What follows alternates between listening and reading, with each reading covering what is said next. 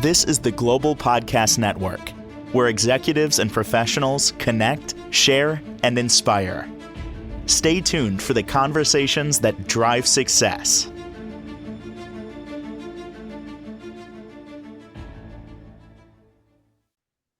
And welcome back, everyone. It is certainly something that challenges many of us. Sometimes it can get to the point where you feel crippled. You can't even move forward. Sometimes you can't get out of bed. And we're going to see what that looks like today and how to maybe reframe your thoughts on this and what can be done to help people with depression. This is in his wheelhouse. He is a licensed marriage and family therapist, certified family mediator, certified elder mediator, and so much more. And this is just a piece. What makes him different is he does therapy, counseling, but also mediation when needed. And he's back with us. Gary Santucci is on the program. How are you, Gary? I'm good, Steve. How are you doing today? Real good. Yeah. And I'm glad we're talking about this because so many are challenged by depression. Why don't we go right back to the basics? How do you know when you're depressed? How do you define this? I think there's certain symptoms of depression. Okay, one of them is certainly loss of interest and pleasure in things that formerly gave you that interest and pleasure, lethargic behavior, sadness, either sleeping too much or hardly sleeping at all, maybe loss of appetite. Those kinds of things are symptoms that if you're experiencing those things, obviously you want to talk to your doctor or your professional to get a proper evaluation for that. Professional evaluation. Mm-hmm. Can it come and go? Yes. Yes, it can. Mm. And when we say frequency, when we say that, is it you go through a period of depression, or can it be, hey, I'm having a great day. Next day comes along, not so great. It's so unpredictable. When it comes, it can last for a period of time, and it can last for a short period of time or a long period of time. And then when it leaves, we don't know how long it's going to stay away. And I think that really has a lot to do with the individual and how you deal with the depression and how you deal with the symptoms. If you do nothing, the depression gets stronger. Most of the depression happens. There's two kinds of depression. Let's talk about that. Sure. Okay. There's major depression, which is very serious depression. And generally that's someone who, like you said, has difficulty getting out of bed. That depression can last for a very, very long time. It's very debilitating. And then the other depression is situational depression, which is a depression that's triggered by an event. You lose a loved one, you get divorced, you lose your job, you get into an auto accident or some kind of accident that you're restricted. You have a physical you get diagnosed with a disease. There's so many different things that can create situational depression, okay? And so situational depression is temporary as long as the situation is there. And that's certainly very treatable, usually through cognitive behavioral therapy, and in some cases, medication. For me, I prefer having medication be kind of like a last resort. I like to use the cognitive behavioral therapy and reality therapy to help patients be able to not only reduce the depression, but be able to conquer that and use the tools and techniques that we talk about that are going to help them manage it. Managing depression starts right here, the thoughts. When you have the depressing thoughts, it just amplifies the depression and it gets stronger and stronger by your thinking. When you're focused on that, when you switch your focus, you have a better chance of reducing the impact of depression. And that puts you in a better position to control it. When we talk about the focus, what you're focusing on, you have, let's say, a negative thought, and then another one, and you feel like you're going down that rabbit hole, right? How do you reframe it? How do you turn it into a positive? I think it's not an easy thing, okay? But I think it's important to be able to replace that negative thought immediately with a positive thought. Remember, situational depression is very temporary. And so it's going to have a beginning, a middle, and it will have an end. And that end is determined by you. When you make the effort to rid yourself of that through the tools and techniques that you can learn in therapy, that you can learn with certain information online. There's a lot of information online that is very helpful. And then, like I said, in some cases, medication. And it's not, where you have to have strong antidepressant medication. That's pretty much for the chronic or major depression. But with that, with those tools and with that kind of treatment, you have a much better chance of controlling it sooner, okay, rather than later. Can you give an example of a tool that can be impactful? And let's say it's situational. Something comes up, you're just down, and you're trying to pull Right, yourself up. right. And again, these aren't easy things to get a hold of, but it involves certain, shall we say, intangible things. It involves motivation, and it's tough to be motivated when you're depressed. It involves a consistency. It involves giving that effort because it doesn't happen without that effort. Using the tools that are available. And I think one of the things that's very helpful is being active. And sometimes it's very hard, like you said earlier, it's difficult to even get out of bed. Oh my goodness, I have to do this and so on. I don't feel like doing this. I just rather lie in bed. And with that, you just give the depression more ammunition and more strength. So in order to combat that, you have to overcome that strength by replacing it with your positive experience, your positive thoughts, your positive actions. And by doing that consistently, then you manage the depression. It's so debilitating for some. All right, let's go to the point where you can't get out of bed. It's just it. And I've seen some people. I saw somebody years ago had a breakup. She literally couldn't get out of bed. She just couldn't do Yes. it. Yeah. And you get overwhelmed by that. And again, I think that the depth of that depression has a lot to do with the thinking. You're feeling that your world is ending. You had a breakup. You're never going to be in another relationship. You're never going to find anybody else in your life. It's the saddest, worst thing that's ever happened to you. And your thinking amplifies all of that, all of those feelings. So as you strengthen those feelings, that depression has a foothold.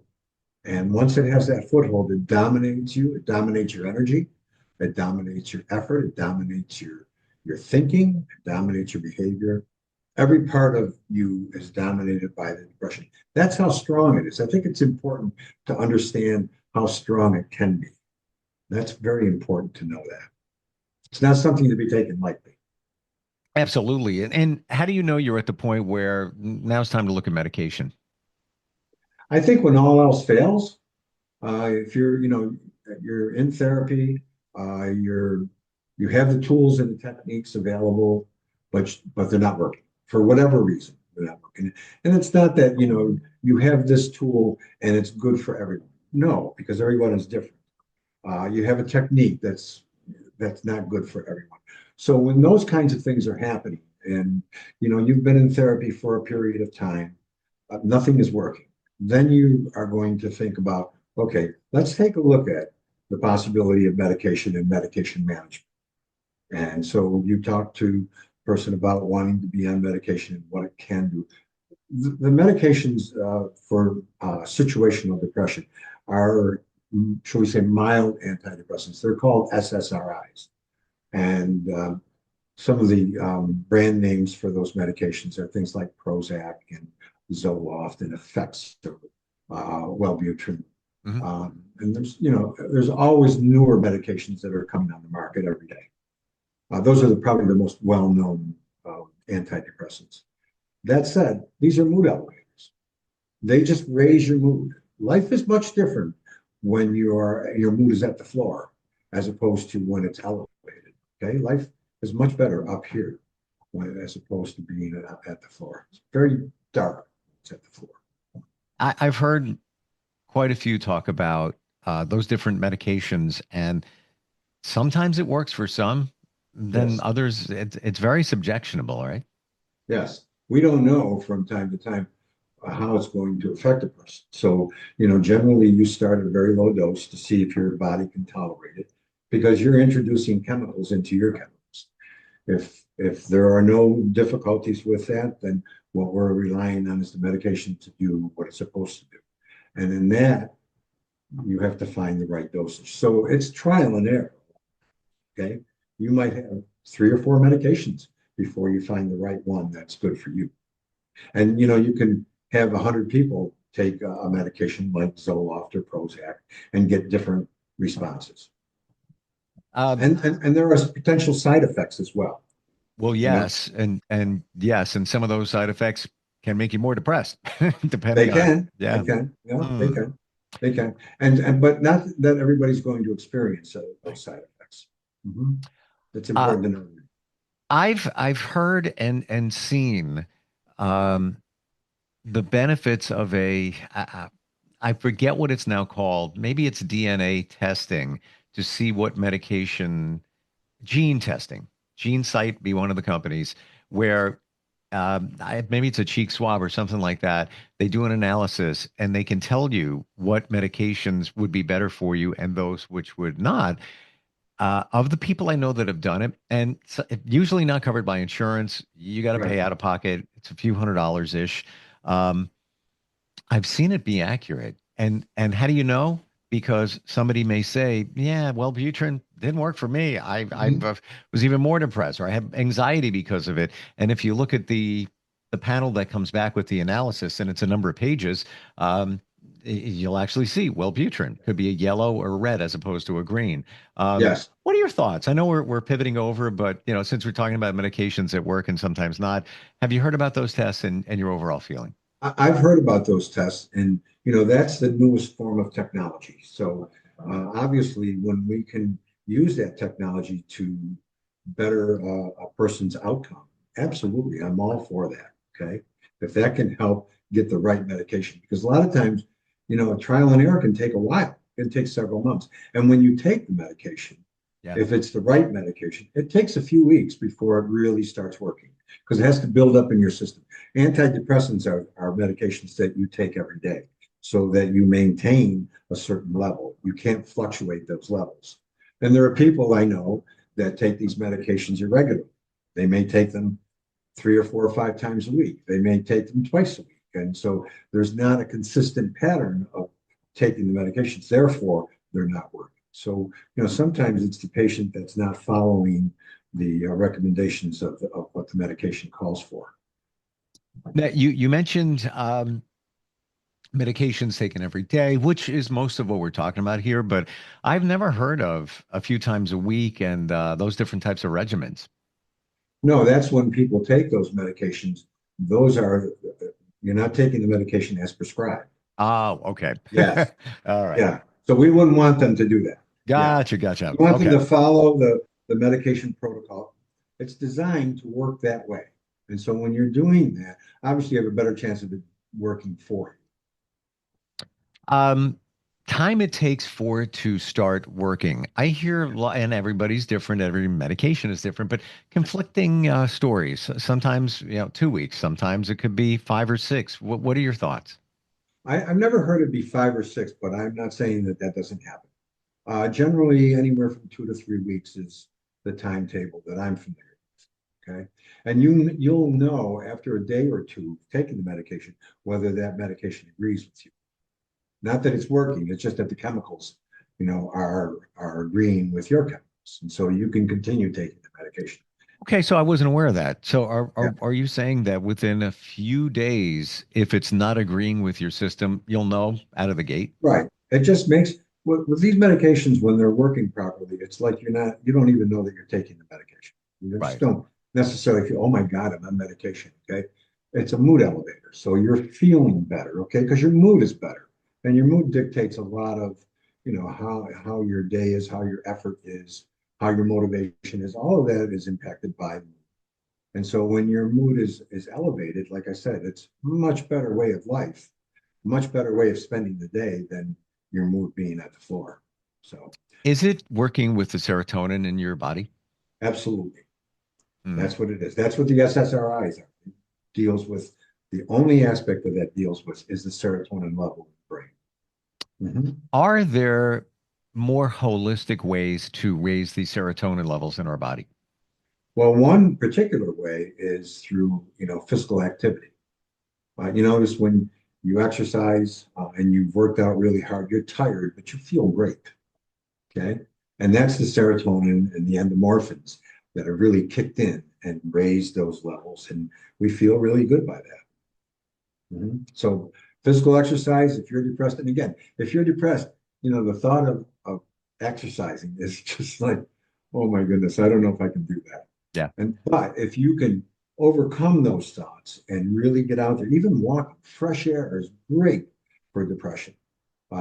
Makes you feel good just being outdoors, with a breeze and so on. Just even like in the chill of winter, walking in the winter, that sort of thing makes you feel good.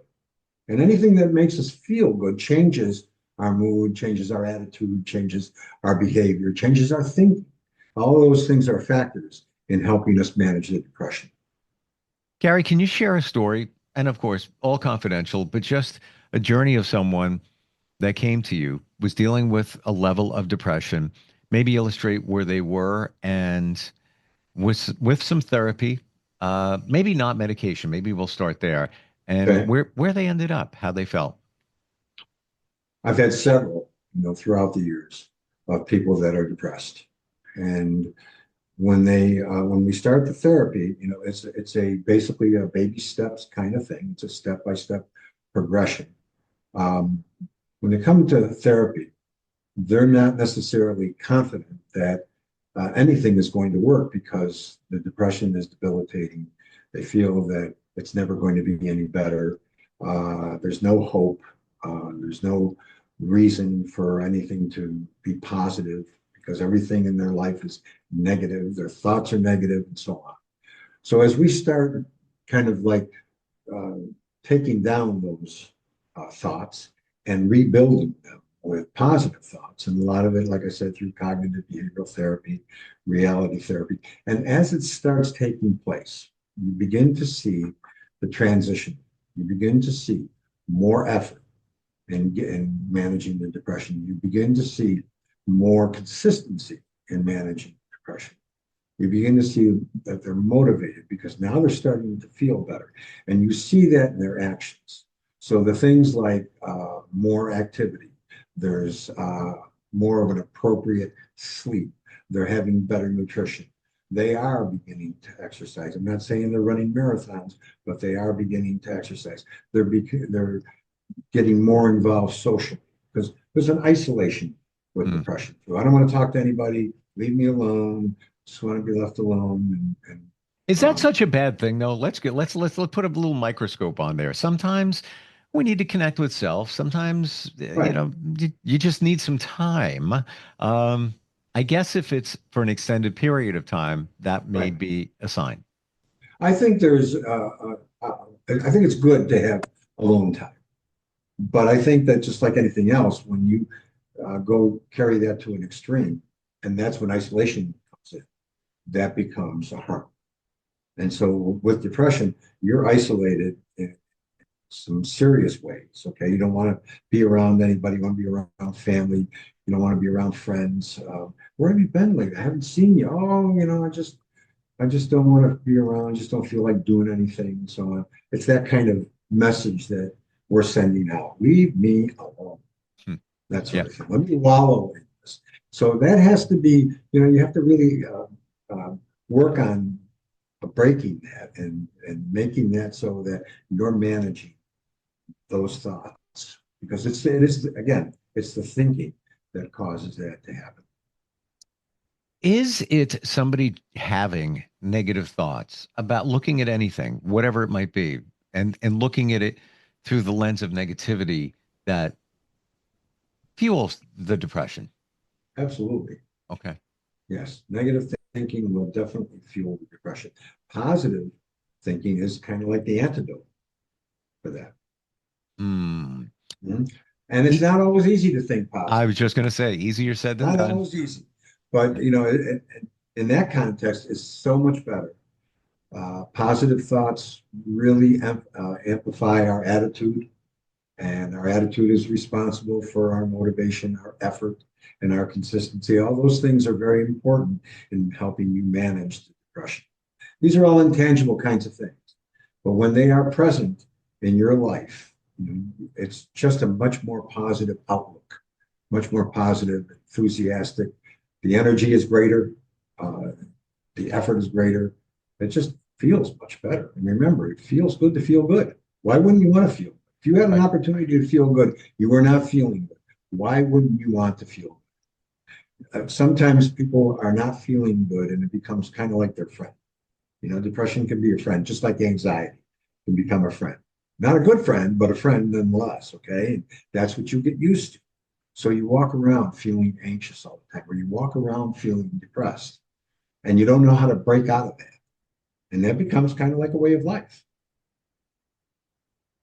The connection between anxiety and depression, a lot of times we hear those two words used together.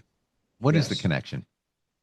I think when you're anxious, you're worried, and the worry is about negative kinds of things, pretty much. You're not worried about positive things. Oh, I'm going to go into that test and I'm going to get 100. You don't worry about those things. You worry about I'm not going to be able to pass that test. And that really starts getting you down. And so then you start thinking negative thoughts. Okay. So then there's a very fine line with anxiety and depression, and they kind of meet at some point. And it's hard sometimes to distinguish between what is stronger, the depression or the anxiety, because they're both impacted by our thinking. And so you have to be mindful of both of those. And that's not easy. Not easy to do that. Do you feel that therapy comes in. I think that's where therapy really helps. And that being said, do you find that it's a process and eventually you start rewiring your thinking or your brain? Some say we're literally rewiring our brain.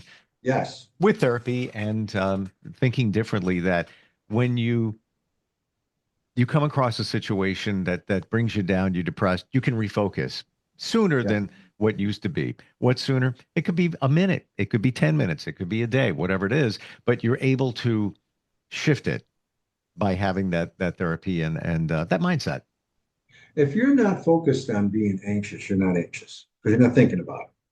You're not focused on being depressed in a situational sense, not in a chronic or major sense, but the situational sense, you're not focused on it. Okay, so if you're focused away from that, that's what helps you manage the depression, helps you manage the anxiety as well, shifting your focus.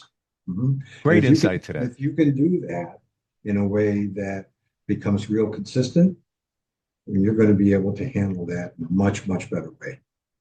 I appreciate everything today, and also the fact that you make it very clear, and you don't minimize anything for anybody, but the steps are clear. We can see the rainbow.